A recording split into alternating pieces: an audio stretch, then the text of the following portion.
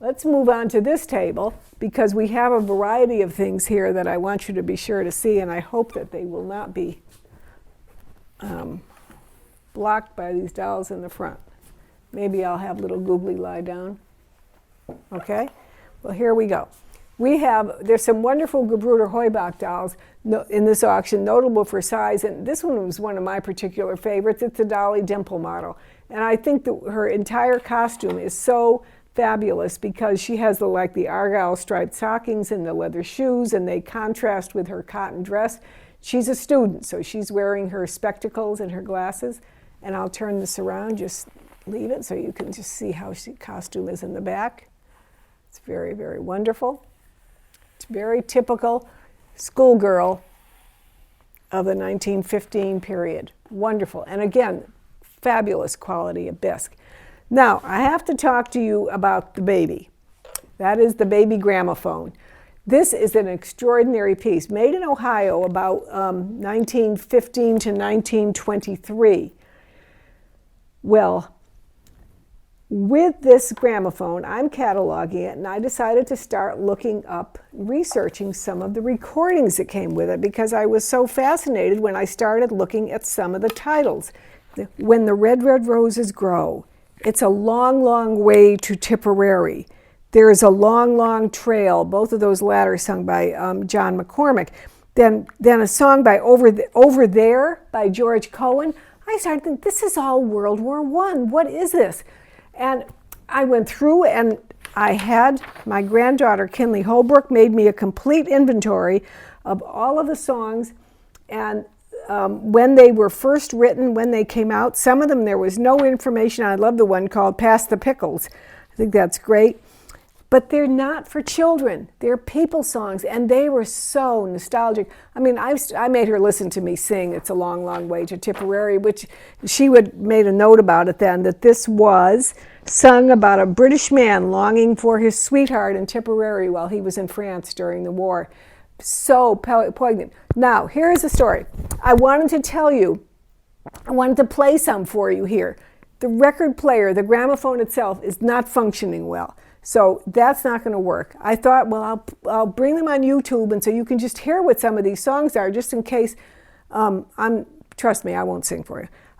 Just in case you wanted to have a little jogging to your memory, but you know those songs. It's a Long, Long Way to Tipperary, and then I found out that these are so collectible and valuable in and of themselves.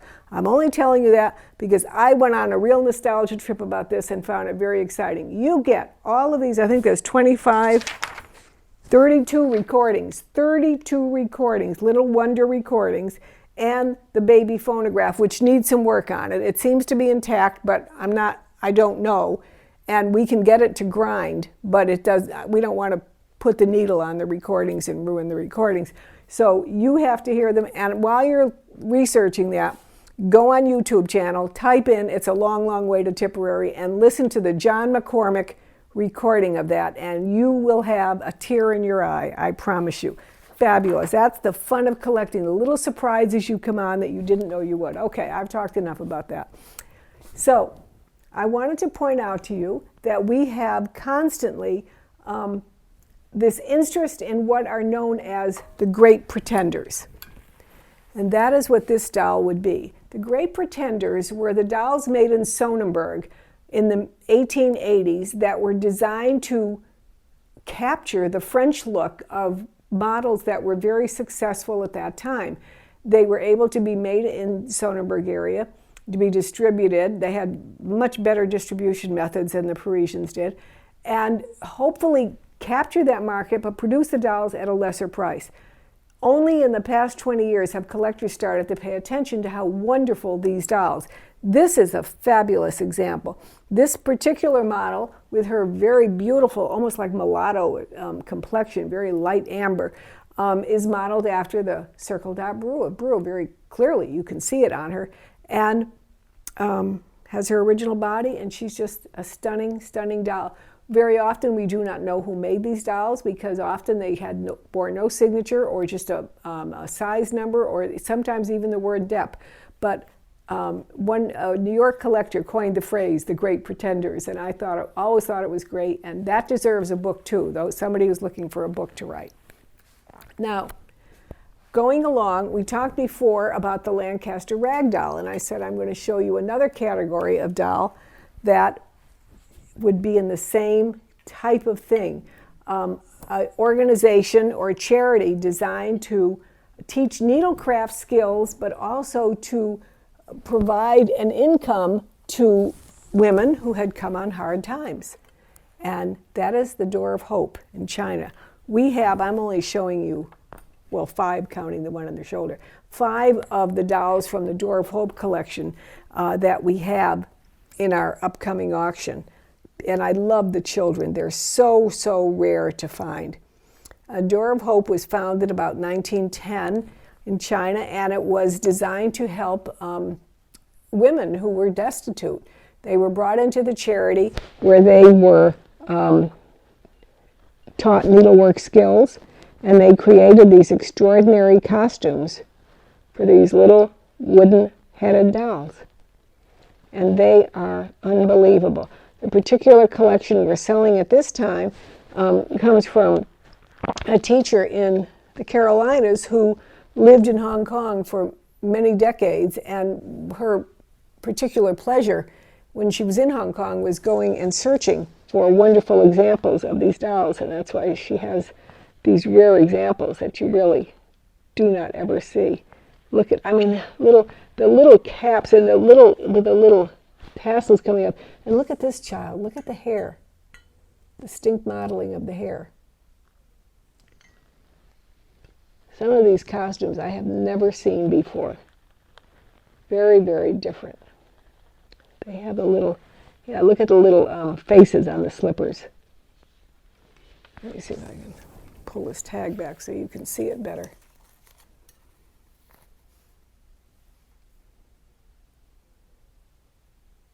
They're absolutely wonderful. So much work went into them. So here's some very, very rare examples of the Door of Hope, of which I think there are 30 in the auction. And look, Max and Maurice, can you ever get tired of seeing them? No, you can't, because they are the mischievous child that every one of us knows, and they look at them and they spell trouble. But they're so rare, made by the Cameron Reinhardt firm about 1912, and they represent Max and Maurice from the Katzenjammer Kids books written originally back in the mid-1800s. Very, very, when you look at them at first, you think it's the same doll, but of course it's not. It's 2 completely different models. The mouth shape is different. Eyes, nose, look at his little pointy nose and that little tiny button nose. He always appears with a big swirling forelock curl. And they had, and I'm going to show one to show you, they had distinctive bodies that were made for them. So you always want to make sure you're getting the original body. All right, with the little Dutch shoes on them, Max and Moritz. Max and Moritz became, in America later on, the inspiration for the comic strip, the Katzenjammer Kids. And so they have like a long history. And they were the little troublemakers of the neighborhood. Great stories about them, and very, extremely rare dolls to find, extremely rare. In the back, we have another extremely rare doll to find. That's why I'm trying to show you things that you maybe, if you're looking for something different, and look at the size. When I pointed out to you before that I wanted you to see relative size of things, because then you really can appreciate it. The 208 model, this is an extremely rare model, very, very seldom ever found. And sometimes it came with glass eyes. We've had this model in this size, I think, one other time in our history. It's just grand. And in that original Scottish costume is so wonderful to find. That's a great rarity. Anyone who's lucky enough to acquire that has an absolute treasure. I brought this little girl in because I have never seen this model before in my memory. And I went back and checked our archives, and I was right. We've never had it before. It's the model 926. Face is very, very different, and she has she with that little dress, a wonderful little toddler body, and just a great antique expression, fabulous bisque. So any of you who are looking for characters, right here we have Max and Maurice, the 208 model, and this 926 model.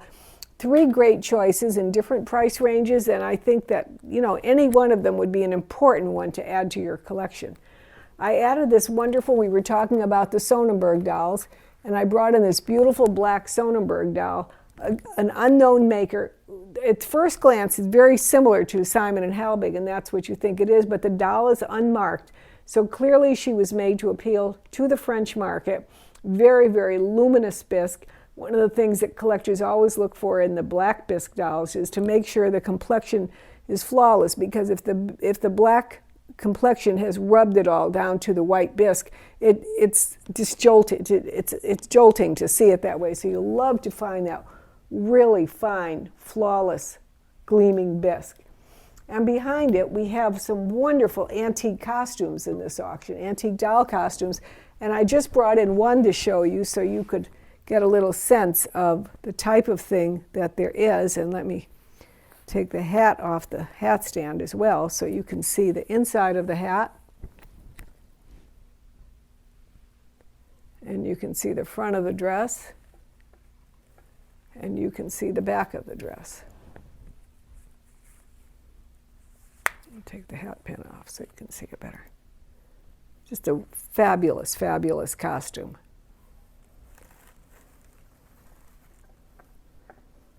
I believe it is probably a German costume, and I believe it would be, again, designed for one of the dolls I just described to you as the Great Pretenders, the Sonenberg dolls that were designed to look like French dolls. Very, very fine. Now, I have over here some real curiosities I want to share with you that I think are funny. First of all, I wanted to show you this one because I had someone ask me about this. They called in today and asked about this, and they wanted to know about the markings on this doll. And I want to make sure they're showing here. Okay. And they wanted to know, because I had said, I'm not doing a very good job here. Let me just take that wig right off so we can see better. Okay, and if we can see the markings, it says CT above an F. I'm not sure what those markings are. It's definitely a French doll and a wonderful face. And for those of you who are looking for something different, this has a very, very different, distinctive look to it. Anyone who does know who that marking belongs to, if you would share it with me, I will share it with the rest of the world. And I would love to know, because that's what our collecting is all about. It's a wonderful doll. I'll put her wig on later. And then this, I have several SFBJ characters in their original box, but I want to show you this because I've never seen this before. First of all, I'm going to show you the label on the box.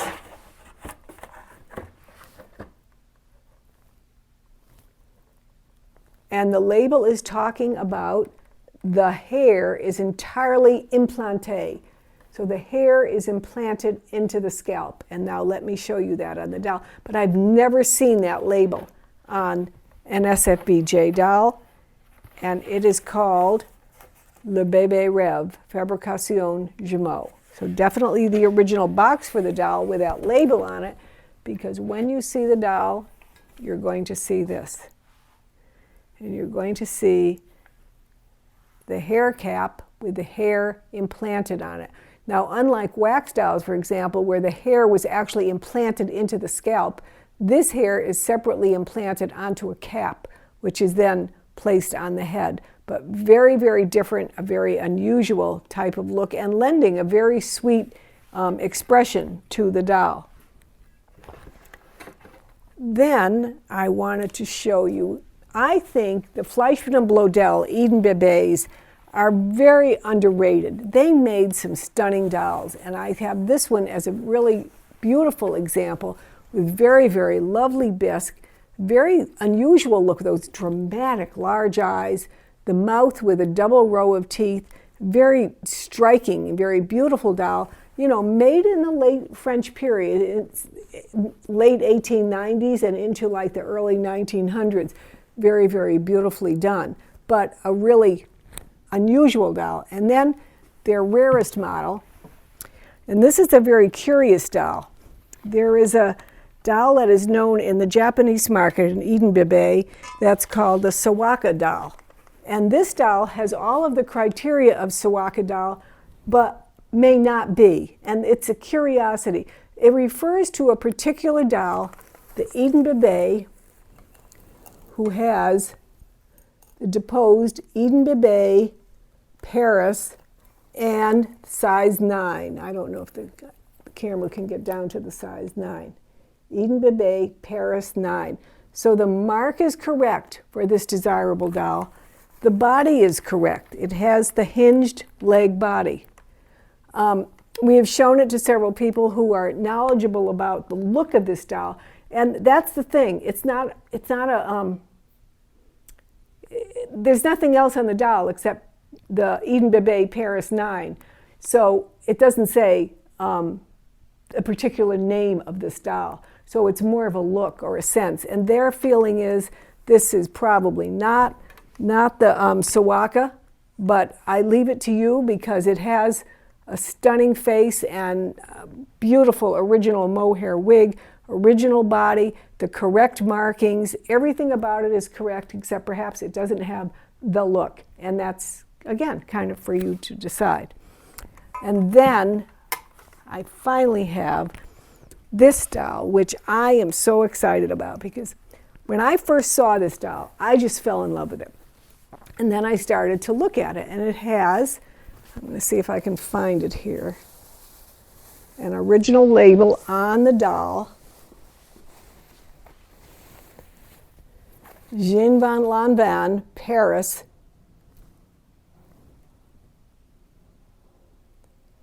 All right.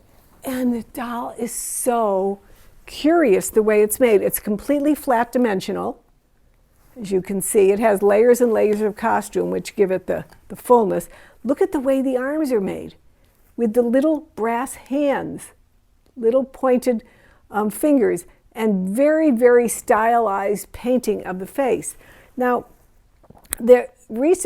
people have believed until this time that the doll itself was made by Jean Lanban. It was a mannequin, designed as a mannequin. But I've come across some literature that, to me, is really exciting, that I believe the doll itself was actually, let me put it back where the camera can maybe keep coming in on it. I'll put it right here. And I'm going to show you something holding up next to it. There was a Russian artist in Paris at the same time in the early 1900s through like 1940, and Maurice Vasilyev. And Maurice Vasilyev worked within the whole Paris venue of fashion, doll makers, high style mannequins, that type of thing. And she was a painter. And here is a painting that she did called Masques et Poupées by Maurice Vasilyev. And I want you to look and you tell me if that is not this mannequin. Look at the face. So I have page after page of reference to the work she did. She worked with Paul Perot. She worked in the Art Deco brasserie in the Boulevard Montparnasse, produced 2 panels. She created marionettes for the Marionette Congress in Chicago in 1931. She always a true modernist. Vasilyev was among the Paris avant-garde that left a legacy in passion and ingenuity. In her paintings, costume designs, and her incredible puppets, she expressed her unique creativity. And there is a museum in Paris, presumably it's still there, nestled in a charming vine-covered alley on the Avenue du Maine, the Musée Montparnasse, and it's dedicated to the artists of the Montparnasse, of which Maurice Vasilyev is one, a Russian emigre to Paris in the early 1900s, who undoubtedly had a close relationship with Jean Lanban, the famous Paris fashion designer, and probably created a series of mannequins for her to use in her costume displays in Paris stores. I think that's just an absolutely great piece for those of you who are looking for something different. People always ask me, well, how do you put a value? How do you decide what you pay for something? I don't know what you would pay for something like this because we've never seen anything else. But to me, it's priceless. I don't mean it's $1 million priceless. It's priceless in your mind and what you're thinking about it and the pleasure you would have in seeing something like this. So you have to decide what that answer would be. I had a wooden box and I'm packing a collection and I opened it up. What could be in here? It's a wonderful old box, as you can see. And inside I see a label that says France. And it talks about 1840, and it talks about something else that is kind of illegible, but it says France 1840. And I look inside, and here are the pieces of what all of us have been spending so much time doing for the past year, and I thought it was a symbolic closure to this auction, which is absolutely wonderful, and here it is. Now, I want to tell you that we have assembled this puzzle, and it is not an easy one. Let me tell you, this was one hard puzzle. It's lithographed paper on wood, and that's why you're seeing it's a little bit of, what do you call it when wood kind of rolls up a little bit like that. But it is France in the 1840. It has the most wonderful details on it. We wanted to make sure when we told you about it that we could tell you that all the pieces were there, because you know from all of the puzzles you've been doing how frustrating it is if you lose one piece at the end. There is just one little thing up there in the right-hand corner that's a broken off piece of a puzzle, but everything else is here, and it is an extraordinary puzzle. And I'm going to tell you something. If you think you're going to whip this out in 1 hour, you're not. It's really hard to do. The person on my staff who finally ended up doing it actually pulled up an old map on his iPhone and had it next to him while he was doing it so he could get the regions in the right places where they belong. This is what collecting is all about. We have here a puzzle which is 1840, 2020, 180 years old? Am I doing my math right? That is pretty extraordinary. So this can bring you a little bit of hope and solace and comfort, and I think you need to have this map in your home. Although, frankly, I think you should probably frame it, hang it on the wall. But we're taking it apart, so if you buy it, you've got to put it back together. And finally, a scene just to make you happy every time you look at it. You cannot help it, you might not collect them, but look, that dog, is he an incredible winner? I don't know who made him, but I think he's wonderful. He has a swivel head, so you can pose him any way you want to, and he has a bunch of really great Schoenhut children that are playing with him, and they're all in original condition, and there's some rare models, and they're just great. And then there are 2 teddy bear friends that are posed alongside, and just to keep it a little bit more cosmopolitan, we have a beautiful big Steiner that's overlooking it all. One of the Schoenhuts is resting on its original box, which has all of the original advertising on it of the ways in which a Schoenhut could be posed and how it was presented to the public in its original suit and shoes and advertising. I've had a wonderful time talking to you about these dolls. I think I'll do it this way more often. Just do a walkthrough until we're able to get to an auction together again and we can walk through the preview room and look at everything over and over. I really hope you're all enjoying your collections and that they're bringing you great, meaningful, and important, secure times during this era. And we'll see you all again shortly, I'm sure. Thanks so much for listening. Bye.